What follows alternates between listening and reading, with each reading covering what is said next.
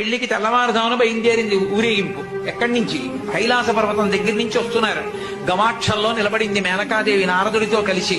ఒక్కొక్కళ్ళు వస్తున్నారు. అబ్బా వెలిగిపోతున్నాడు, ఆయనేనా మా అల్లుడంది. కాదమ్మా, సూర్యుడు దిక్పాలకుల్లో ఆ వెనకొస్తున్నాడు. ఎవరో బాబాయ్ నల్లగా ఉన్నాడు దున్నపోతు మీద, ఆయన ఎవరే?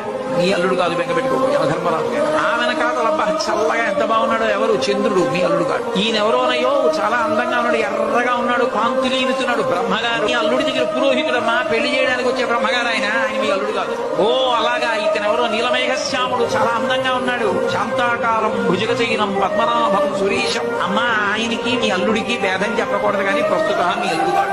ఆయన వెళ్ళిపోయాడు. ప్రదోష వేళ అయిపోయింది. రాడు వెడుతూనే ఉంది ఊరేగింపు. వస్తున్నారు మగపెళ్లి వారు. అలా ఆఖరికి ఒక ఆయన వచ్చాడు. చుట్టూ భూత ప్రేత పిశాచాలున్నాయి, ప్రపదగణాలున్నాయి. మధ్యలో దిగంబరంగా తాండవం చేస్తూ వస్తున్నాడు. అడగలేదు మేనకాదేవి ఆయన నారదుడే చెప్పాడు, ఆయనే మీ అల్లుడమ్మ.